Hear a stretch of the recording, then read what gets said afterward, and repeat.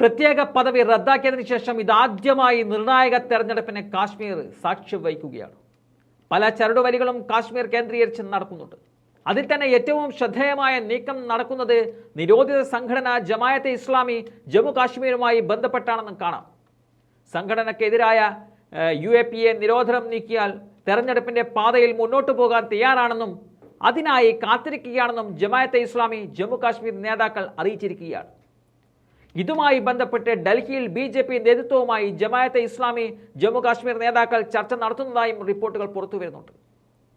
2019 സംഘടനയെ UAPA പ്രകാരം നിരോധിച്ചത്.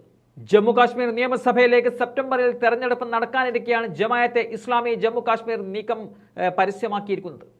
UAPA പിൻവലിക്കുന്നതുമായി ബന്ധപ്പെട്ട് BJP നേതൃത്വവുമായി ആശയവിനിമയം നടത്താൻ 8-അംഗ സമിതിയെ ജമായത്തെ ഇസ്ലാമി നിയോഗിച്ചിട്ടുണ്ട്. 1987 മുമ്പുള്ള സംഘടനയുടെ യഥാർത്ഥ നിലപാടുകളിലേക്ക് മടങ്ങിപ്പോകാൻ തങ്ങൾ ആഗ്രഹിക്കുന്നതായിട്ടാണ് ഈ നേതാക്കൾ വ്യക്തമാക്കുന്നത്. 1987 ഇവർ അവസാനമായി തെരഞ്ഞെടുപ്പിൽ മത്സരിച്ചത്. അപ്നി പാർട്ടി നേതാവ് അൽതാഫ് ബുഖാരിയാണ് BJPയുമായുള്ള മധ്യസ്ഥ ചർച്ചയ്ക്ക് നേതൃത്വം നൽകുന്നത്. കേന്ദ്ര സർക്കാരിന്റെ ഉന്നത നേതൃത്വവുമായി താൻ ആശയവിനിമയം നടത്തിയതായും ആ നേതാവ് സ്ഥിരീകരിച്ചിട്ടുമുണ്ട്. തെരഞ്ഞെടുപ്പ് രാഷ്ട്രീയത്തിലേക്ക് തിരിച്ചു വരാനുള്ള ജമാഅത്തെ ഇസ്ലാമിയുടെ നീക്കങ്ങളെ PDPയും നാഷണൽ കോൺഫറൻസും എതിർക്കുവാനുള്ള സാധ്യതകളാണ് കാണുന്നത്. 1945 ജമാഅത്തെ ഇസ്ലാമി ഹിന്ദ് എന്ന പേരിൽ സ്ഥാപിതമായ സംഘടന പിന്നീട് പിരിയുകയായിരുന്നു. കാശ്മീരിന്റെ തനത് സ്വഭാവം നശിപ്പിക്കാൻ ഇന്ത്യൻ ഭരണകൂടം ശ്രമിക്കുകയാണ് എന്നതായിരുന്നു സംഘടനയുടെ നിലപാട്. 1972 ലോക്സഭാ തെരഞ്ഞെടുപ്പിൽ മത്സരിച്ചുകൊണ്ടാണ് ജമാഅത്തെ ഇസ്ലാമി മുഖ്യധാരയിലേക്ക് കടന്നു വരുന്നത്. BJPയുടെ ആദ്യ രൂപമായ ജനസംഘവും ആദ്യകാലങ്ങളിൽ ജമാഅത്തെ ഇസ്ലാമി പ്രവർത്തനങ്ങളെ പിന്തുണച്ചിരുന്നു.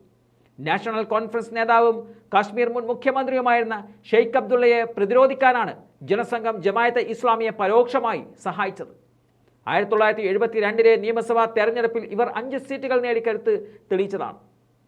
1975 ഉപതെരഞ്ഞെടുപ്പിൽ ഷെയ്ഖ് അബ്ദുള്ളയും കോൺഗ്രസും തമ്മിൽ ധാരണയിലെത്തിയതോടെ ജമാഅത്തെ ഇസ്ലാമി ഒറ്റ സീറ്റിൽ ഒതുങ്ങുകയും ചെയ്തതാണ്. 1975 അടിയന്തരാവസ്ഥ പ്രഖ്യാപിച്ചതോടെ ജമാഅത്തെ ഇസ്ലാമിയുടെ പ്രവർത്തനങ്ങൾക്ക് ഇന്ദിരാഗാന്ധി കൂച്ചി വിലങ്ങിട്ടിരുന്നു. 1990കളിൽ ജമാഅത്തെ ഇസ്ലാമി കാശ്മീരിലെ ഒരു വിഭാഗം സായുധ നീക്കങ്ങളിലേക്ക് കടക്കുകയായിരുന്നു. പിന്നീട് ഈ വിഭാഗം ഭീകര സംഘടനയായ ഹിസ്ബുൾ മുജാഹിദുമായി ബന്ധം സ്ഥാപിച്ചു. ശേഷം കാശ്മീരിൽ നടന്ന പല ഭീകരാക്രമണങ്ങൾക്കും പിന്നിൽ ജമാഅത്തെ ഇസ്ലാമിക്ക് പങ്കുണ്ടെന്ന് കണ്ടെത്തതോടെയാണ് സംഘടനയെ നിരോധിച്ചത്. വീണ്ടും തെരഞ്ഞെടുപ്പ് രാഷ്ട്രീയത്തിലൂടെ മടങ്ങിവരാൻ ലക്ഷ്യമിടുന്ന സംഘടനയ്ക്ക് BJP നേതാക്കളുമായി അടുപ്പമുണ്ടെന്ന ആരോപണവും ഇപ്പോൾ പുറത്തു വരുന്നുമുണ്ട്.